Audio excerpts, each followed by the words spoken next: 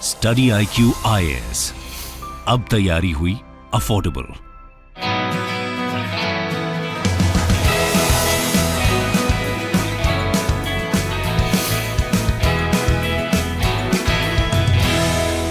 नमस्कार दोस्तों, यूके के अंदर एक बहुत इंपॉर्टेंट डेवलपमेंट हुआ है।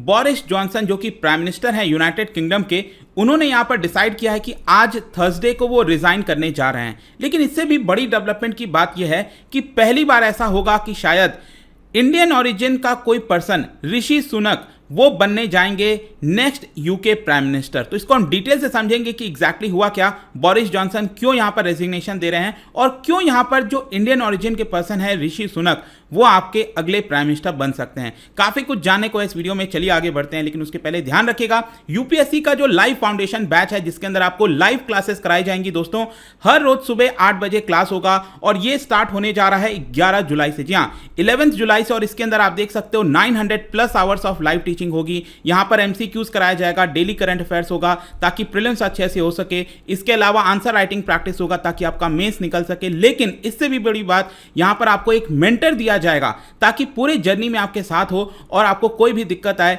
तो आप उसको सॉल्व कर पाओ। लेकिन आप सोच के देखिए, ये इतनी सारे फीचर्स आपको अफोर्डेबल रेट्स पर प्रोवाइड कर रहा है स्टडी IQ जस्ट एट 18,999। अभी के लिए ये प्राइस इनॉग्रल रखा हुआ है। तो अगर आप इस प्राइस पर चाहते हैं जो कि 25,000 का है लेकिन आपको 19,000 में मिल जाएगा, तो कोड इस्तेमाल करिएगा अंकित लाइव हमारे ऐप और वेबसाइट पर, तो आप इसको काफ़ी इजीली अवेल कर पाएंगे। इसके अलावा अगर आप MCQs अटेम्प्ट करना चाहते हैं तो मेरे इंस्टा पेज पर जा सकते हैं, वहां पर स्टोरीज में जितने भी MCQs हैं उसको आप अटेम्प्ट कर सकते हैं। तो चलिए शुरुआत करते हैं और सबसे पहले देखते हैं एग्जैक्टली अभी हो क्या रहा है। बोरिस जॉनसन जो कि आपको याद होगा 2019 में प्राइम मिनिस्टर बने थे यूके के और काफी बड़ी बहुमत से वो जीत कर आए थे और ऐसा लग रहा था कि पूरा फुल टर्म वो कंप्लीट करेंगे। वैसे मैं आपको बता दूं कि जिस तरह से भारत में भी 5 साल का कार्यकाल होता है, टर्म होता है, वैसे ही आपको यूनाइटेड किंगडम में भी देखने को मिलेगा।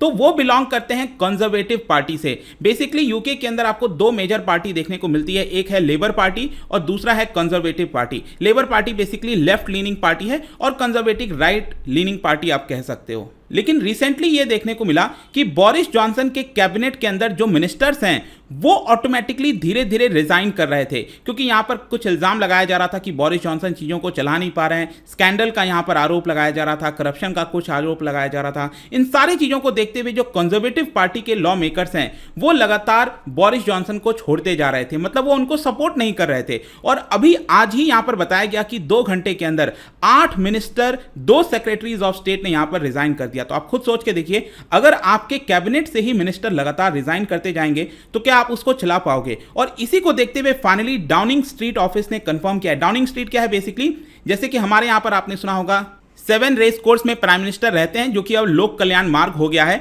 वैसे ही वहां पर 10 डाउनिंग स्ट्रीट है जो एड्रेस है प्राइम मिनिस्टर का यूके के अंदर। तो उनके द्वारा यहां पर बताया गया कि बोरिस जॉनसन आज थर्सडे को यहां पर रिजाइन करने वाले हैं और कई दिनों से वो इस पूरे जॉब को बैटल कर रहे थे कि वो प्राइम मिनिस्टर पद पर बने रहें। लेकिन जिस तरीके से यहां पर कैबिनेट मिनिस्टर्स और जो लॉ मेकर्स हैं उनके पार्टी से, वो लगातार यहां पर कह रहे थे कि हम बोरिस जॉनसन को सपोर्ट नहीं करते हैं। और इसीलिए आप देखिए, जो उनकी पार्टी है कंजर्वेटिव पार्टी, उनके जो डेप्यूटी चेयरमैन हैं उनका कहना था कि हिज रेजिग्नेशन वॉज इनएविटेबल, ये तो होना ही था, बस समय का फर्क था कि कब होने वाला है।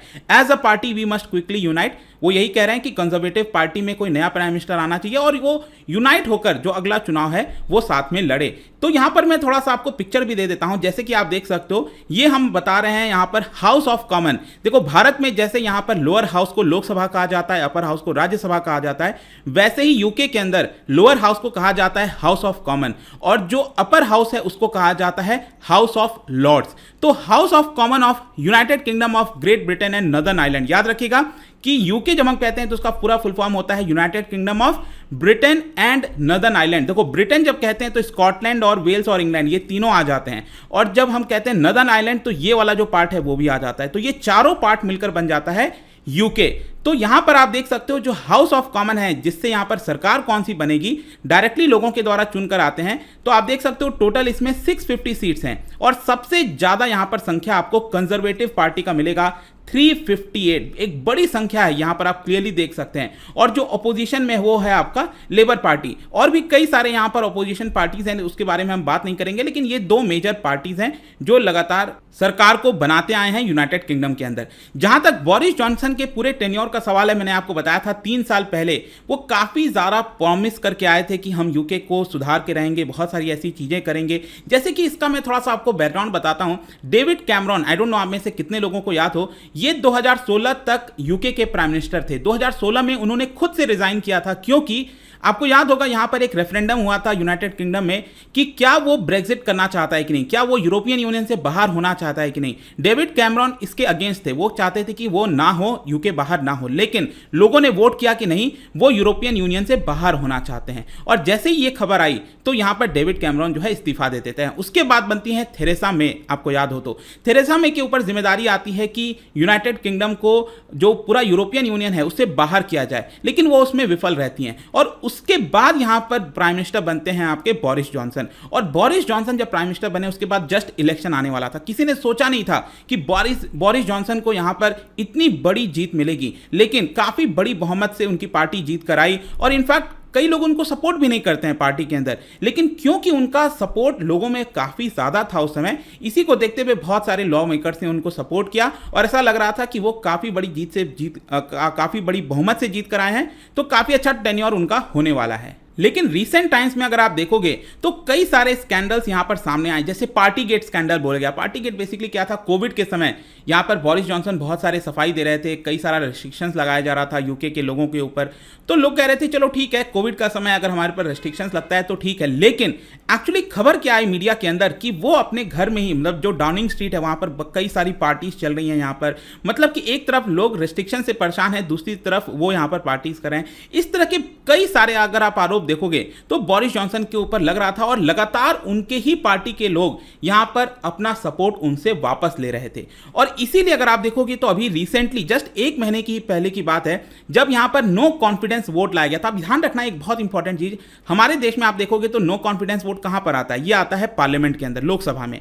लेकिन एक्चुअली यूके में क्या होता है कि उनके पार्टी में ही नो कॉन्फिडेंस लाया जा सकता है। कहने का मतलब यह है कि जो नेक्स्ट प्राइम मिनिस्टर होगा वो कंजर्वेटिव पार्टी से ही होगा, जरूरी नहीं है कि वो यहां पर लेबर पार्टी से हो, मैंने आपको बताया, क्योंकि यहां पर अभी भी बहुत बड़ा लॉ मेकर्स की संख्या कंजर्वेटिव पार्टी की है। तो यहां पर क्या होता है कि यही लोग आपस में वोट कर लेते हैं, ये जो कंजर्वेटिव पार्टी के लोग हैं ये आपस में ही वोट कर लेते हैं कि कौन प्राइम मिनिस्टर बनना चाहिए। और आप देखिए यहां पर 6 जून को जो नो कॉन्फिडेंस वोट लाया गया था, तो इसमें से 359 जो एमपीज थे, टॉरी एमपीज, देखो टॉरी बेसिकली वही कंजर्वेटिव पार्टी को ही कहते हैं, तो उसमें से 211 एमपीज ने अभी जस्ट 1 महीने पहले ही बोरिस जॉनसन को सपोर्ट किया था। और 41% जो एमपीज हैं, करीब 148 एमपीज, उन्होंने उनके अगेंस्ट में वोट डाला था। लेकिन क्योंकि यहां पर उनको ज्यादा वोट मिला था तो वो प्राइम मिनिस्टर बने रहे थे। और जो कंजर्वेटिव पार्टी का कॉन्स्टिट्यूशन है उसके अंदर यह कहा गया है कि अगले 1 साल तक यहां पर जो नो कॉन्फिडेंस मोशन है वो नहीं लाया जा सकता। तो अगर आप ऐसे देखो टेक्निकली तो बोरिस जॉनसन अगले 1 साल तक प्राइम मिनिस्टर बने रहते, उनको हटाने वाला कोई नहीं होता टेक्निकली। लेकिन आप खुद सोचिए, अगर आपके पास कोई सपोर्ट ही नहीं है, कोई मिनिस्टर आपको बैक नहीं कर रहा है, सब लोग रिजाइन कर रहे हैं, तो क्या आप प्राइम मिनिस्टर पद पर बने रह सकते हो? नहीं बने रह सकते हो। तो एक मॉरल ऑब्लिगेशन के तौर पर यहां पर फाइनली डिसाइड किया बोरिस जॉनसन ने कि आज वो यहां पर अपना इस्तीफा देने वाले हैं। तो चलो ये तो हमें समझ में आ गया। क्वेश्चन यह है कि नया सक्सेसर कैसे आएगा। अगेन मैंने आपको बताया कंजर्वेटिव पार्टी के अंदर ही वोटिंग होगा। अब इसमें से कोई भी अपने आप को खड़ा कर सकता है कि मैं यहां पर प्राइम मिनिस्टर पद के उम्मीदवार पर खड़ा होना चाहता हूं।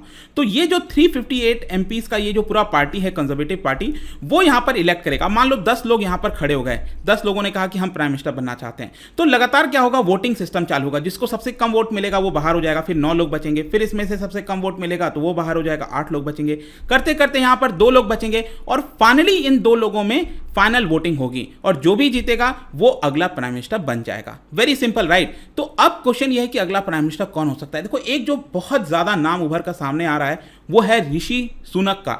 ऋषि सुनक अगेन एक इंपॉर्टेंट पर्सन हो जाते हैं क्योंकि अभी बोरिस जॉनसन के कैबिनेट में ही उन्होंने अपना इस्तीफा दिया। बोरिस जॉनसन ने उनको 2020 में चांसलर ऑफ एक्सचेकर का पद दिया था। अब chancellor of exchequer basically simple term में मैं आपको बताऊं तो मिनिस्ट्री ऑफ फाइनेंस होता है, फाइनेंस मिनिस्टर एक प्रकार से, जैसे हमारे देश में निर्मला सीतारमण जी हैं। तो काफी बड़ा पद था, लेकिन अभी रिसेंटली उन्होंने यहां पर रेजिग्नेशन दे दिया और उनके रेजिग्नेशन देने के बाद बहुत सारे रेजिग्नेशन यहां पर दिए गए हैं। तो यहां पर बताया जा रहा है कि वो काफी पॉपुलर हैं, यही है ऋषि सुनक, और मे भी हो सकता है कि वो अगले प्राइम मिनिस्टर जो हैं बन सकते हैं। और ऐसा हुआ अगर, तो पहली बार ऐसा होगा कि इंडियन ओरिजिन का पर्सन प्राइम मिनिस्टर बनने जा रहा है यूके का। एक इंपॉर्टेंट चीज मैं आपको बता दूं कि उनके साथ जो ये वाइफ आप देख रहे हो, she is daughter of Narayana Murthy, जो इन्फोसिस के फाउंडर हैं, आपको पता है एनआर नारायण मूर्ति, उन्हीं की बेटी हैं अक्षता मूर्ति।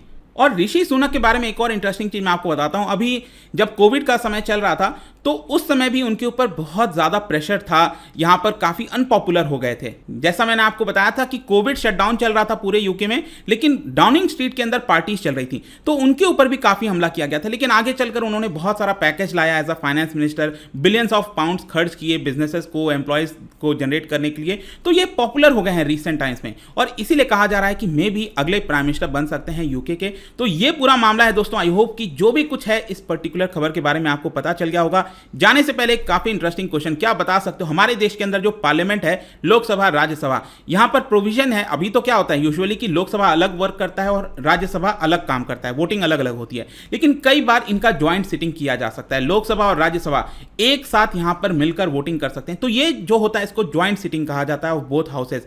क्या बता सकते हो जब ज्वाइंट सिटिंग होता है तो कौन इसको चेयर करता है, कौन? जैसे अभी लोकसभा के अंदर स्पीकर होते हैं, वैसे ही राज्यसभा के अंदर वाइस प्रेसिडेंट, आपको पता होगा चेयरमैन जिनको कहते हैं। लेकिन दोनों का जब ज्वाइंट सीटिंग होगा तो कौन यहां पर जो है इसको वर्क करता है? इसका राइट आंसर आपको पता ही है दोस्तों, यहां पर मेरे इंस्टाग्राम पर तो मिलेगा ही, वहां पर अगर आप नहीं हो कोई बात नहीं, टेलीग्राम से भी ले सकते हैं इसका सही उत्तर। मैं कई सारे जो एमसीक्यूज हैं वो यहां पर स्टोरीज में डालता रहता हूं। बाकी अगर आपको पीडीएफ चाहिए तो टेलीग्राम पर आइए, अलग अलग सोशल मीडिया पर आप जुड़ पाओगे। और जैसा मैंने बताया, यूपीएससी प्रिपेयर करने का आपके पास बहुत अच्छा मौका है, क्योंकि ये लाइव फाउंडेशन बैच आपको कॉम्प्रिहेंसिव तैयारी कराया जाएगा। कई फीचर्स हैं इसके अंदर। Again go to our app या फिर वेबसाइट, वहां पर कोड इस्तेमाल करना मत भूलिएगा अंकित लाइव, क्योंकि जो पूरा कोर्स है 25,000 का वो सिर्फ आपको 19,000 में इनॉग्रल ऑफर के तौर पर मिल जाएगा। आई होप कि वीडियो आपको पसंद आया होगा। मिलता हूं आपसे next time. Till then thank you very much, see you soon. Study IQ IAS, अब तैयारी हुई अफोर्डेबल।